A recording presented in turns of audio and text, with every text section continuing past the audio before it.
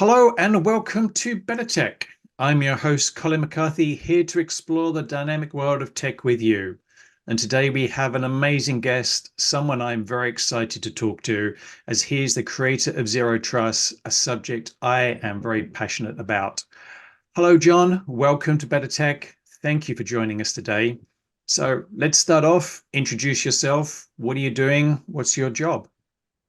Yeah, I'm John Kindervag. As Colin said, I'm best known as the creator of Zero Trust. And in my day job, I am the chief evangelist at a company called Illumio. And Illumio focuses on Zero Trust microsegmentation, which is a key component in building Zero Trust environments. And obviously, everybody for the last couple of years has had zero trust as their winning square in their IT buzzword bingo card. Have you been surprised in the last couple of years of the perception, the adoption of zero trust in the industry? Oh, absolutely. I mean, stunned. Look, I wrote the first paper in 2010. So if you would have told me in 2010 that here in 2014 it would be this global movement that everybody's talking about, I would have told you, get back in your DeLorean, turn on your flux capacitor, get that thing up to 88 miles an hour and get, back to the future because no way.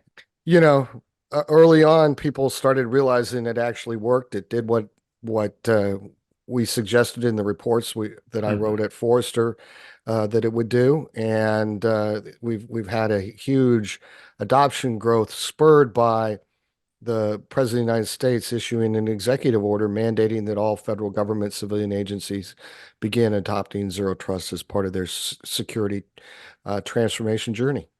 Right, right. I think that as a new, relatively new citizen of the US, it is great that mandate has been put upon all of the federal systems that we're running.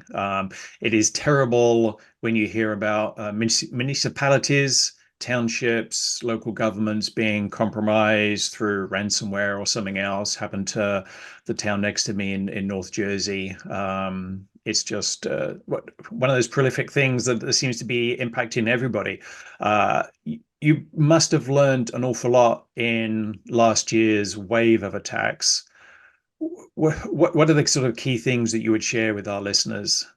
Well, there's a couple of things is that there's a sort of randomness to attacks. A lot of people say, "Hey, no one's ever going to attack me. I don't have anything anybody wants to steal." I mean, are you on the internet? Do you have an IP address? Yeah. Then somebody's going to go in and figure out, is there something I want to steal? Is there something that I want to disrupt? There's a whole lot of different reasons for cyber attacks happening, and they're not always apparent to us as people who just live normal lives. Hmm. But you're everybody who is connected to the internet is a potential victim. Secondly, we're seeing a lot of movement towards the cloud, which is fine, except people are storing a lot of really sensitive data there without really understanding how to protect it. So we did a survey known as the Cloud Security Index here recently, Hmm. and a couple of things that were really interesting. 98% of organizations surveyed said that they stored really sensitive data in the cloud. Fine. But were they really protecting them? Well, 47% of data breaches last year originated in the cloud, right? And so there's a misunderstanding about how to do cloud security. Uh, People think, well, I'm just going to transfer the risk to the cloud. No, you're not. You don't transfer the risk. You still hold all that risk. You're responsible for everything, the security of everything that you put into that cloud. So that's known as the shared responsibility Yep. model, right? So you Yep. have a responsibility to protect it. It's just not protected by default. And a lot of people don't understand that. And the native controls that are there aren't designed to protect really sensitive data. They're basic things, basic, just the most basic things that you could ever have in cybersecurity, stuff that's been around for 20 or 30 years. but they don't have advanced security tools, and nor should they, because their job is to provide you a service Hmm. around compute and storage. And especially when you get into these multi-cloud architectures where your application is going to use three different clouds, how could you could have one cloud that maybe even had great security, but the other two clouds don't? Well, where are the attackers going to focus on? So you're going to need to overlay external tools on top of the cloud to start preventing these data breaches. And this is so important when you calculate the cost of a breach. You know, in the security index, we discovered that the respondents said that the average cost was $4 million. But I know Hmm. from experience that that $4 million is just the raw costs of mitigating and getting back online. You've got costs of compliance. You've got Hmm. costs of the legal fees. You've got fees and fines. You've got all kinds of things that happen. And then you've got costs of buying new equipment, adding new staff. So everybody is focused on, oh, cybersecurity is so expensive. Cybersecurity is very inexpensive compared to the consequences of not doing cybersecurity right. You know, I would argue that every single data breach could have been mitigated for less than the cost of the initial legal fees. Well, the most worrying thing I think with if we look at last year's breaches is they none of them were a classic Hollywood hack. They weren't, as I said mentioned this before. They weren't dropping contaminated USBs in the car park, hoping somebody would plug it into a device. They weren't finding a compromise in a piece of software. They were just phishing somebody's account, and then they had access, and then they could perform their attack. Is there any way? What is the magic way that we can solve that? Because there is a lot of money spent on these cloud security technologies, but when some of the most simplest of phishing attacks can give access to an entire network. What do we need to be doing? Well, you said it there, access to the entire network. There should Uh, never be any user who has access to the entire network. That's the flawed trust model that I'm fighting in zero trust. The idea that there's a untrusted side of the network, the evil internet, and then the trusted side, your network, and that if you're a trusted user, you should get access to everything. And you right. shouldn't, right? Yeah, it's So those lateral moves that are so damaging, aren't they, through the network? right. And so in zero trust, what we're doing is we're figuring out what we need to protect. That's called a protect surface. And then we're segmenting that out using tools like Illumio so Hmm. that then we can have a very granular allow only policy about who should have access via what application to that specific resource. And when we do it that way, it makes it very difficult to compromise the system because an unknown actor using an unknown malware on an unknown IP address out in the middle of nowhere doesn't have a policy statement attached to that entity. And so it's actually pretty simple. I don't care about threats anymore as a Hmm. zero trust person, right? When I look at the threats that are out there in the environments that I design and that I've managed in the past, there were no policies that allowed an unknown entity with unknown software to access a specific data resource. That policy just didn't exist. So I was saying that all bad things happen inside the allow rule. So if there is Right. a significant cybersecurity incident in your organization, you had a policy somewhere that allowed it. And that's what you need to realize, that you're a co-participant in the event. It's a hard thing to say because people don't like to hear it. They like to think of themselves as victims, but Yeah. you're actually a victim of legacy thinking in cybersecurity. That's what you're a victim of. Right. Yeah. Hearing you explain all that and talk about the state of trust at the moment on networks got me thinking about how would an organization that's listening to this, how would an IT admin that realizes that they need to revolutionize how they operate, how would they go about deploying? I've heard people say zero trust is not a product that you can buy. So what are the first steps in 2024? If an IT professional is writing their to-do list for 2024 and they wanted to move to be more zero trust without breaking things, without crippling developers and access, which then causes a lot of shadow IT, etc. Where do they start? Well, they start with understanding what they need to protect. So, because for a long time I was the only person in the world doing zero trust, I learned the lessons the hard way that I could then share with everybody else so they wouldn't have to experience all the negative stuff that could happen if you do it incorrectly. So I developed a 5-step model. That's what it's called, the 5-step model of zero trust. And it's documented all over the place. But primarily in the president's NSTAC Zero Trust report. I was appointed by the president to sit on his National Security Telecommunications Advisory Council subcommittee on zero trust and trusted identity access. It's a pithy title, isn't it? But I was a member of the subcommittee. I was a briefer and one of the co-authors of that report. And we published in there is that 5-step model. So you have a journey where you start with defining the protect surface. What do you need to protect? What's the important data or assets that you need to protect? Right? These are the fundamental questions that people don't think about. I hear all the time, I bought widget X, gadget Y. What do I do with it? Well, what are you trying to protect? I haven't thought about that yet. Well, that's the first thing you have to think about. And Right, then, yeah. yeah. And then after that, Colin, you have to figure out how that system works together as a system. Because where you can really break things is it going back to something that we said in the pre-call. People were worried about, I'm going to keep this vulnerable server online because I don't know what it does. Well, we need to understand how a system works so you don't take out something that is integral to the working of the system. And there's not enough institutional memory in almost any organization to understand how the system works. So you have to do a little homework and figure out how that system works together as a system.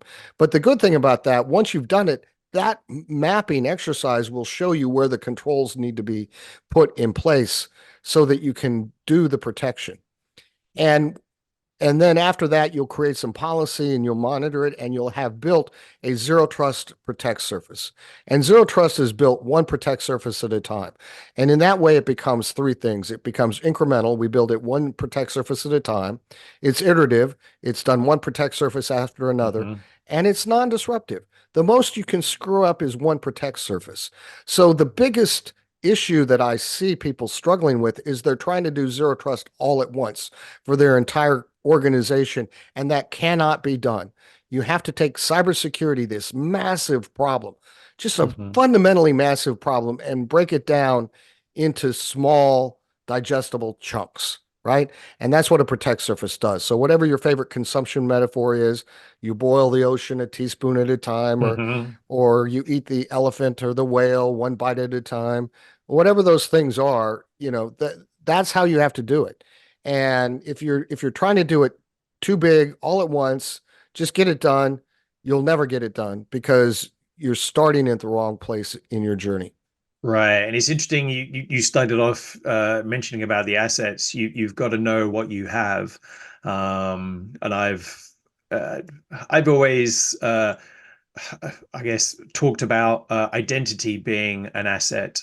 And I think identity is now the endpoint. I've in large scale I guess traditional IT organizations that I've known and been a part of, they were so focused on the corporate laptop, and they would be like, "Oh no, here's a corporate laptop. This is the only device that we need to protect." But then there wouldn't be any protection on the account that people were using, and everybody's moved to Office 365 or Google Workspace. People aren't signing in just to the corporate laptop; they're signing into any device whatsoever.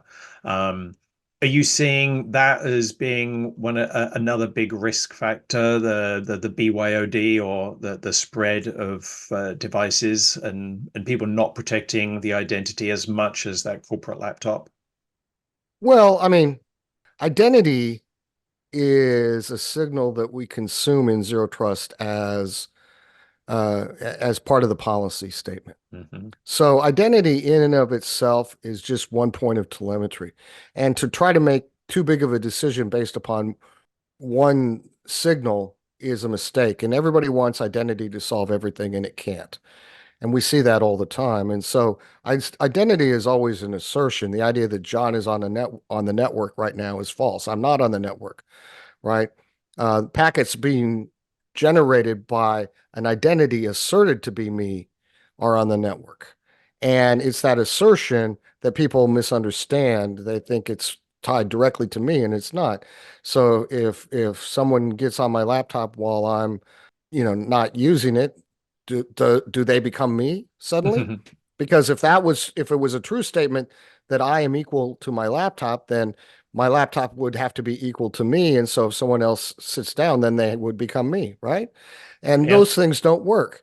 And so identity is just one thing we're going to do, but people want it to do more than it's capable of doing. It's always fungible.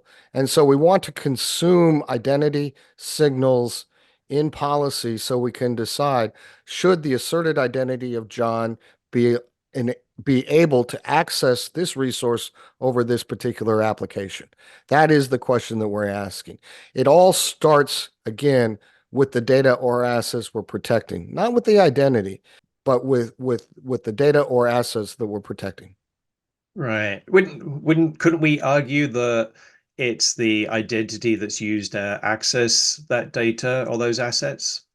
Yeah, and sure, that's what we put our policy in, but people want to say, well, I have multi-factor authentication, so I have zero trust, so I'm done with everything, and you're not, right? We see people with MFA fatigue where they're just tired of being in that Yeah. MFA loop. And MFA is nothing special, right? I mean, we went from 2FA to MFA, we changed the number two to letter M and pretended like it was a brand new technology, and it wasn't.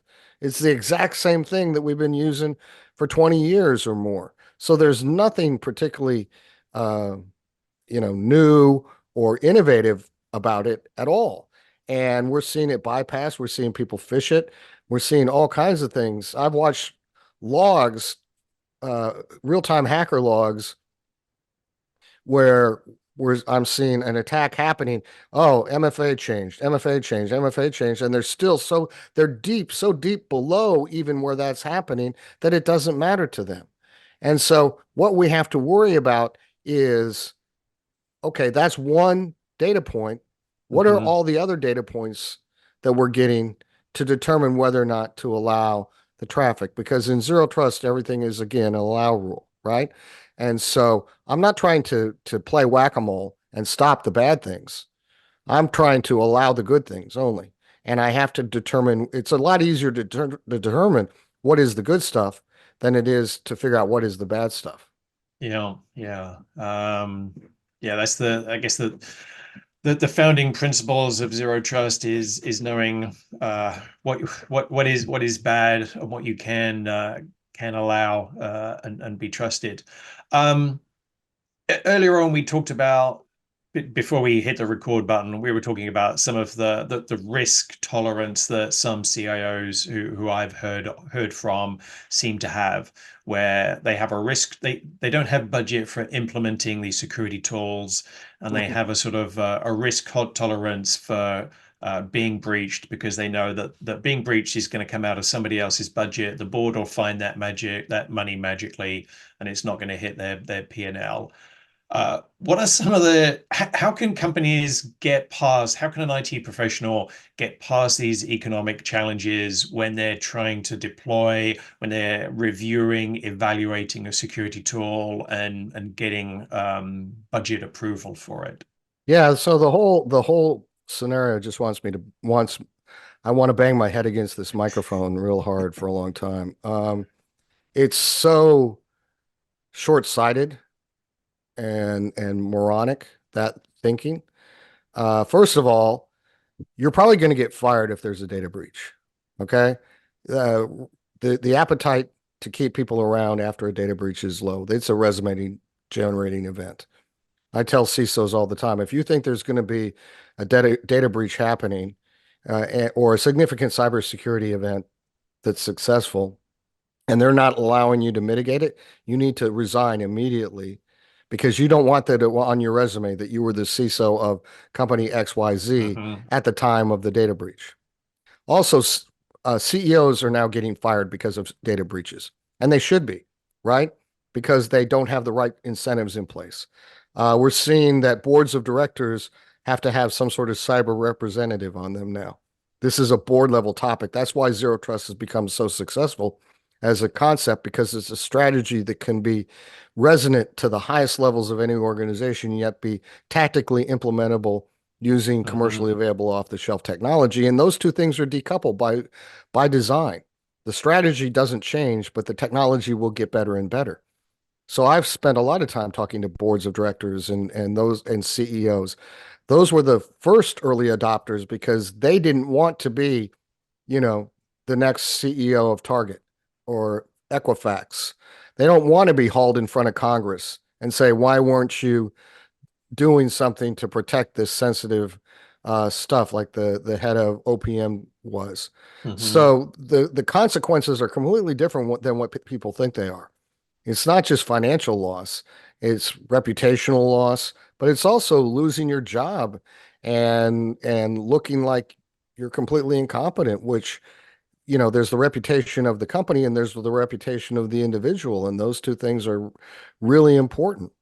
And it's not that expensive. All data breaches could have been mitigated for less than the cost of the legal fees afterwards. So quit looking at just capital expenditures, consider operational expenditures, consider legal costs, Hmm. consider the cost of regulatory fines. There's a whole big group of monies involved um, that we don't think about. I mean, look at the Target data breach. That's when I say cybersecurity started. Everything goes is either BT or AT, right? Yeah, and the Target is breach is sort of a classic in, probably a lot of people nowadays might not even been around when that happened or be a security professional because that when was that 2013, 2012? 2013, I think. Yeah, But it's when that's the first time a CEO got fired because of something IT did, which was allow a data breach, right. right? Target allowed that to happen. And what were the consequences? Well, the CEO got fired. Almost everybody, the whole staff is probably turned over since then. But think about it. They had to withdraw from the country of Canada because they didn't have enough money to fix the operational issues in running Canadian stores. So they just exited the entire country. Try to find a Target store in Canada. You can't, right? Because there are long-term consequences to cybersecurity Hmm. incidents that we aren't thinking about. So everybody is penny wise and pound foolish.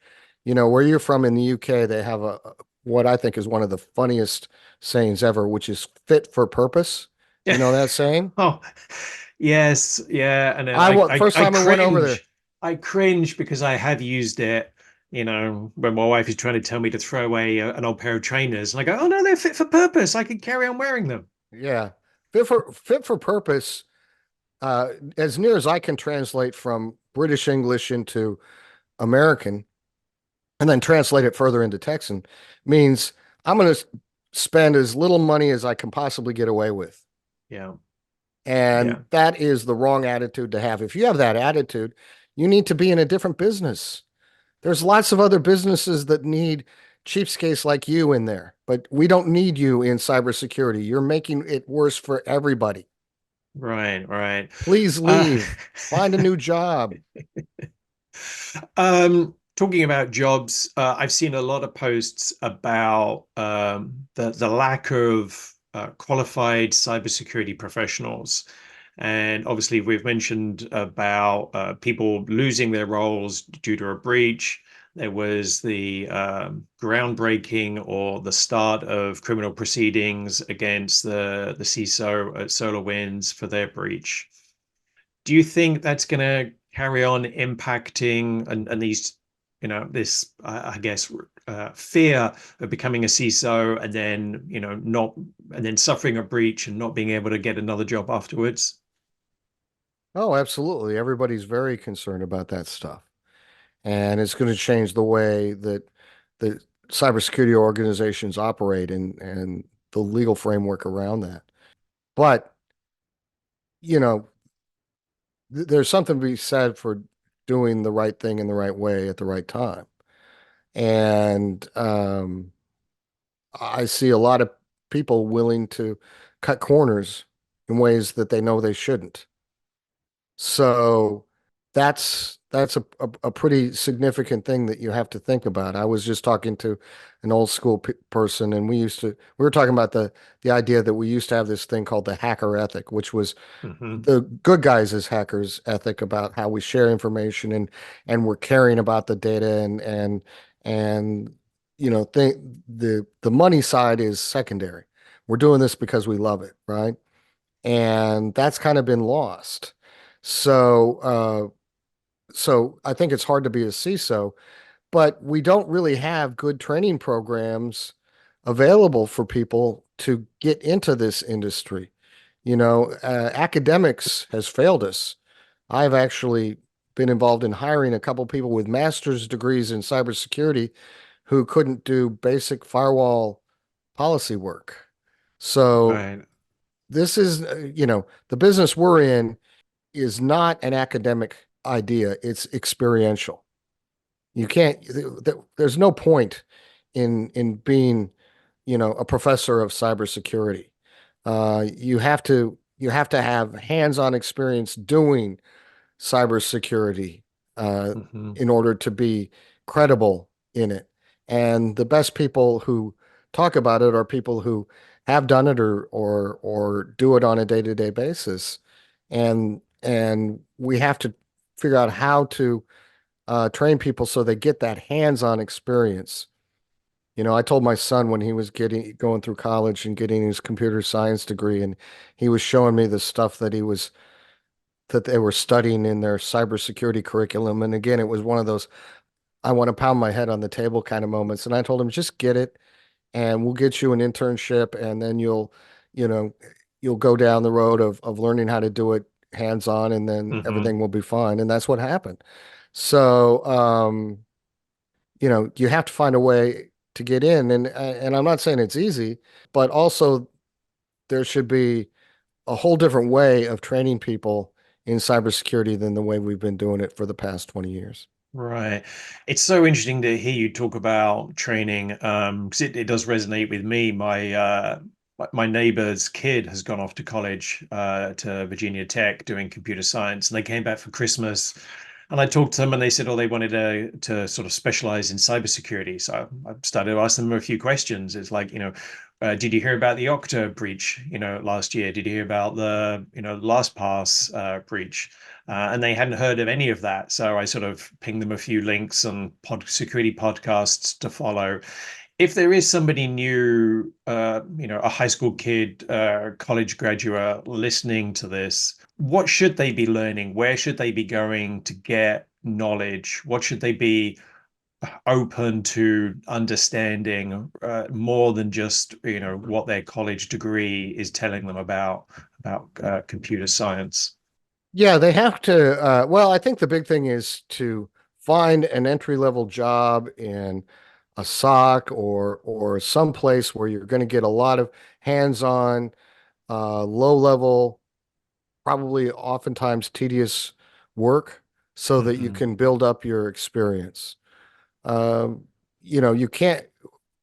One of the things that you see sometimes advertised online is how much money people make in cybersecurity. And cybersecurity is a well-paying profession, no Yeah. doubt about it. But you're not going to get that off the bat without any experience. And so getting the experience is hard. Get involved in open source projects. Get involved with some of the groups that like Cloud Security Alliance, which I'm involved in, or some of the user groups. When I started Hmm. out, I started going to Cisco users groups and eventually got some certifications, and then I started teaching classes at the Cisco users group. and that was 20 some odd years ago, right? Right. But I had to put the effort in myself. It wasn't like there was anybody going to hold my hand around and show me what to do. Get off my day job and spend time in front of the computer learning, reading. And there wasn't Hmm. nearly the amount of resources that were available. There was no such thing as a podcast. Right. YouTube Yeah. hadn't been invented.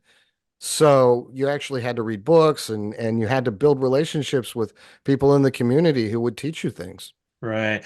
Talking about certifications, is there one specific security certification that you think has value and is worthwhile somebody trying to pursue? I'm involved with the Cloud Security Alliance, and I've been involved in building their CCZT's Okay. Certificate of Competency and Zero Trust uh, certification path. In fact, I'm certificate holder number one, but I don't know that that's an entry level place to start, Right. right? Okay. So now what I will say, like, because everything is moving towards the cloud, every cloud service provider, Amazon, Hmm. Azure, Google, all those people have free training on how to use their clouds. And then they will give you free accounts to start practicing and doing some things. And finding some of these online tools where you learn to build a website, or you learn to do this, or you learn to do that. Back in the day, we had a few virtual labs for, Hmm. I started out in the Cisco world, so learning how to configure a Cisco router. There were virtual labs that you Packet could pay trace. for. Yeah. You have the little Windows app using Packet Trace, and you Yeah. create the little virtual networks. I used to do that all the time. It's great fun. Yeah. So there's always something out there for you to find. I don't know what the best thing is for somebody new coming into the industry today, Okay. because I think a lot of the things are a little bit you know, like some of the certifications that people tell you you need to really have a job. I don't know that you need those. You need experience, and you need to find somebody who believes in you. And those people are out there, right?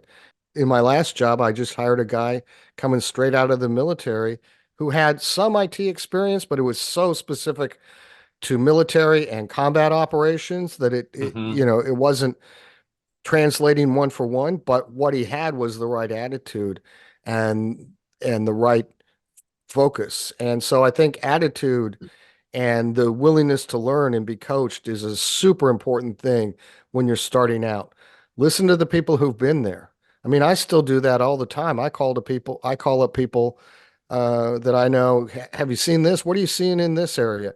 What's going on over here? Because none of us can see everything all the time and have all of the experiences all the time. So we need to do that. And then um, there's going to be a need there. Every company has a need for entry level people who to Hmm. start off on the help desk, just doing password resets, right? Yep. And if you think, well, I don't want to do that, that's below me. Well, that's probably the wrong answer. I mean, George Finney, the CISO of SMU, who wrote the book Project Zero Trust, which is a novel about zero trust that started on my couch, right over there. He started out on SMU's help desk and rose to the level of the CISO, right? So Yep. it happens, it's possible, it happens all the time.